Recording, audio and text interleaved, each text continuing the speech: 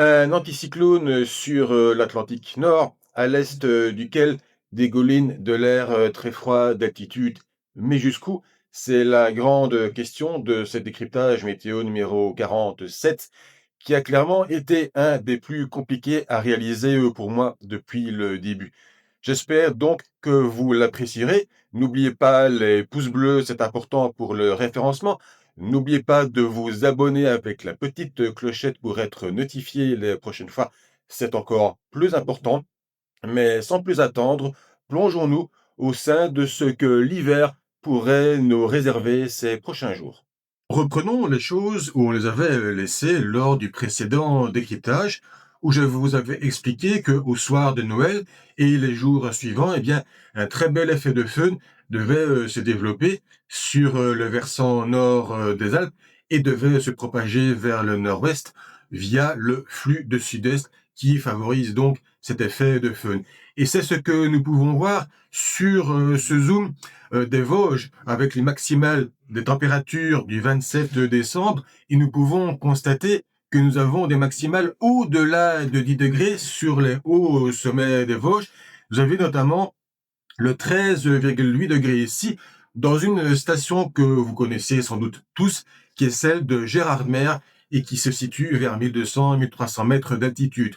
Eh bien, parallèlement, eh bien, dans la vallée du Rhin, qui est quand même beaucoup plus basse, eh bien, vous avez des températures beaucoup plus proches de zéro. Vous avez aussi quelques températures négatives plus bas, donc dans les vallées des Vosges. Et donc, on peut voir clairement ici, eh bien, cette inversion de température très marquée avec une différence qui est finalement de 12, voire presque 15 degrés entre notamment la station de Gérardmer et la valeur la plus basse. On a jusqu'à moins 1,5 degrés. Sondage prévisionnel extrait du site Tropical Deadbeats que vous avez toujours en description montre très bien ce phénomène d'inversion de température, donc pris avec le point rouge dans la région des Vosges. Effectivement, au niveau des plaines, vous êtes autour de 0 degré, mais quand vous montez notamment vers 850 hectopascales à ce niveau aussi, donc vers 1500 mètres, eh bien, vous vous rapprochez clairement des 10 degrés et localement, vous avez même des températures de 12, 13 degrés, comme on a pu le constater du côté de Gérardmer, mais c'est quand même une très belle inversion des températures. Et donc, à ce moment-là, cette inversion recroise le 0 degré au niveau 650 hectopascales. On est quand même plutôt à 3500 mètres. C'est clairement la marque d'un anticyclone qui est constitué d'air doux dans les couches basses à relativement moyennes. Et donc, dans les plus basses couches, dans les plaines, vous avez des températures beaucoup plus proches de zéro. Les différences qui sont quand même assez impressionnantes sont visibles sur la carte générale de la France, où on a toujours les températures de 13 voire même 14 degrés du côté des Vosges, avec donc des températures beaucoup plus basses dans la vallée du Rhin, mais observez quand même dans le Val-de-Loire, quand même aussi dans les plaines, justement, des températures autour de 0 degré. On a évidemment des températures beaucoup plus élevées dans le sud-ouest. On a quand même toujours des dépressions du côté de la Méditerranée qui font remonter de l'air doux. Mais observez quand même des températures, des différences de températures assez impressionnantes. C'est la marque de l'anticyclone d'hiver qui provoque des températures plus élevées dans les couches plus moyennes, plus élevées, avec donc cette inversion des températures. Et dans les basses couches, eh bien, on a cet air froid, plus lourd, plus dense, qui est plaqué par les hautes pressions. Si nous prenons l'image du satellite, c'est tout aussi visible. Et ce que nous pouvons constater, c'est qu'effectivement, dans le Val-de-Loire, nous avons même des nuages bas. Et donc, ceci, évidemment, favorise les températures plus froides dans ces régions-là. On observera aussi encore donc les dépressions dans le sud-ouest de l'Europe qui font remonter de l'air doux sur le sud-ouest de la France.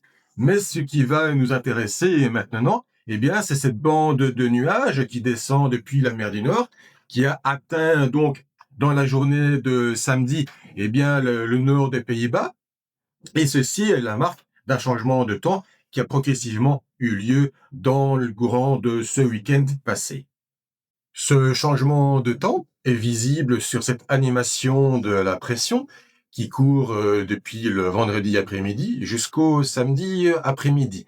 Et donc, au départ, nous avons bien le centre anticyclonique qui monte quand même à plus de 1045 hectopascales au sud de l'Islande et qui étend une crête jusqu'à l'Europe centrale et même du sud-est avec vendredi des pressions au-delà de 1030 hectopascales, mais qui vont tout doucement diminuer en dessous de 1030 et même se rapprocher des 1025 hectopascales en Europe centrale. Et parallèlement, eh bien, nous avons une dépression qui s'engage sur le nord-est de la Scandinavie et le nord-ouest de la Russie. Et entre les deux, eh bien, on a ce flux de nord qui commence à bien dégouliner sur la Scandinavie et qui est en train de tout doucement pénétrer donc le nord de l'Allemagne, le nord des Pays-Bas. Et on voit donc vraiment ces isobars qui se rétractent vers le nord-ouest. Et donc tout ceci est la marque de ce changement de temps avec cette bande nuageuse qui pénètre les Pays-Bas donc dans la journée de samedi. Et on va voir dans les prochains extraits que tout ceci n'est vraiment pas anodin. Mirons sur ce diagramme du modèle ensembliste allemand pris pour la région de Bruxelles, la chute assez vertigineuse des températures au niveau 850 hectopascales, qui durant les week-ends étaient du côté de 5, 6, 7 degrés, et qui tombe ce lundi à moins 7 degrés. C'est quand même une baisse de pratiquement 15 degrés, alors que pendant ce temps, au niveau 500 hectopascales, eh bien, on a une baisse beaucoup plus lente. C'est relativement normal. Les grands ensembles anticycloniques ou dépressionnaires en altitude évoluent plus lentement, alors que au niveau des plaines et des plus basses couches, eh bien, un front peut faire varier les températures de manière beaucoup plus rapide. Mais donc, c'est clairement un changement de temps à travers cette baisse de la température, et on va pouvoir voir les détails et les applications de tout ceci dans les prochains extraits. Observez sur cette animation de l'altitude de l'isotherme 0 degré qui court depuis le dimanche jusqu'au mardi, eh bien, donc, l'évolution de tout ceci. On part avec des couleurs violettes qui sont au-dessus ou autour de 3000, 3500 mètres. Et puis, dans le courant du début de cette semaine, on voit clairement les zones bleues avec une altitude beaucoup plus basse et même des hachures qui caractérise tout simplement un isotherme 0 degré à 0 mètre au niveau du sol, eh bien, on voit clairement donc que les zones bleues pénètrent l'Europe occidentale avec un front froid, une bande nuageuse qui est très peu active, reprise dans ce flux qui est quand même encore très anticyclonique. Mais ceci va malgré tout marquer un changement de temps qui n'est vraiment pas anodin. Observons cette animation du courant jet en projection hémisphérique avec le pôle Nord au centre et intéressons-nous surtout à la zone de l'Atlantique Nord.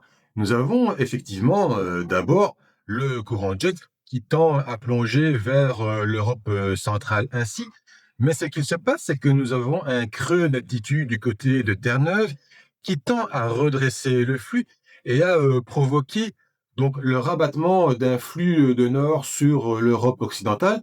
Donc nous avons le flux d'altitude qui tend à rétracter vers l'ouest, ce qui provoque donc la traversée de fronts en provenance de la mer de Norvège et de la mer du Nord, avec donc une baisse de la température vers 1500 mètres. Cela va avoir aussi des applications sur les évolutions thermiques, donc au niveau des plaines et au niveau aussi des montagnes.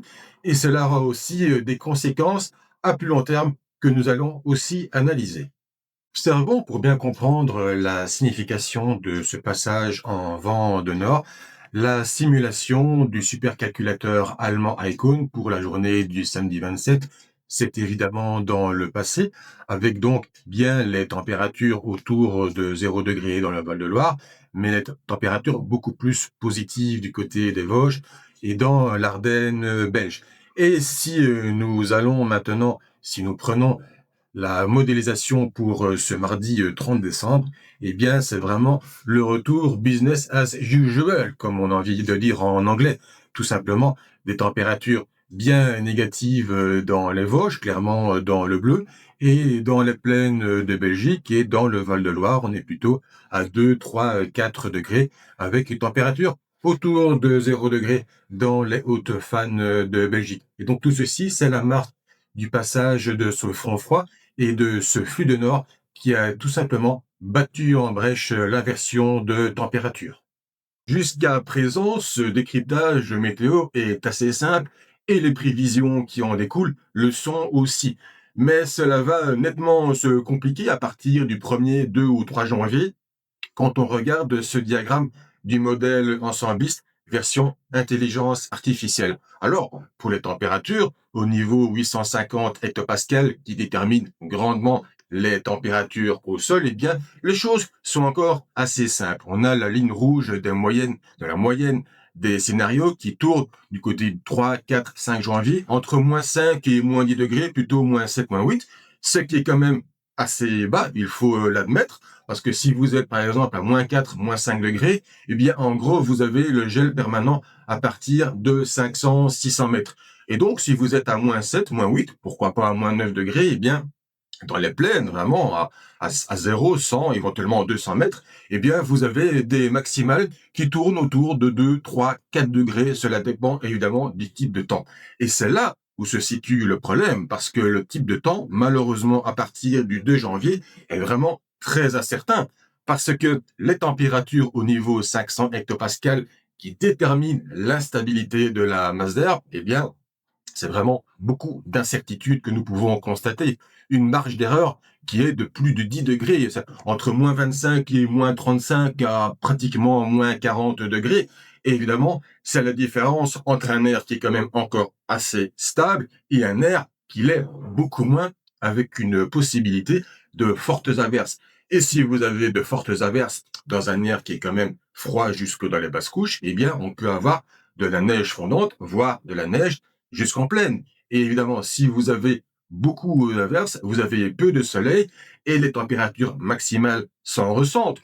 Au lieu d'avoir 3 ou 4 degrés, eh bien, on pourrait être tout juste au-dessus de 0 degré.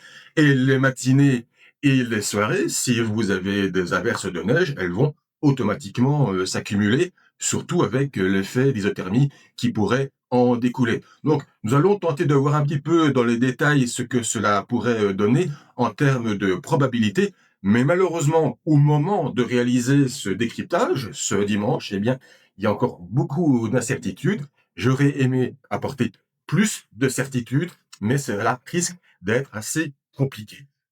La simulation du supercalculateur européen en date du 3 janvier pour le paramètre la température aux 500 hectopascales est particulièrement éclairante. Observez bien la différence entre la zone de l'extrême nord des Pays-Bas, qui se situe dans le gris, à moins 38 degrés, et la zone de la région parisienne qui se situe dans le vert, à moins 22 degrés. C'est une différence d'une quinzaine de degrés en moins de 1000 kilomètres. C'est la différence entre un temps très instable, avec de fortes averses, pourquoi pas des orages, pourquoi pas des orages de neige, et un temps beaucoup plus stable, où il y aurait peut-être même pas du tout d'averses.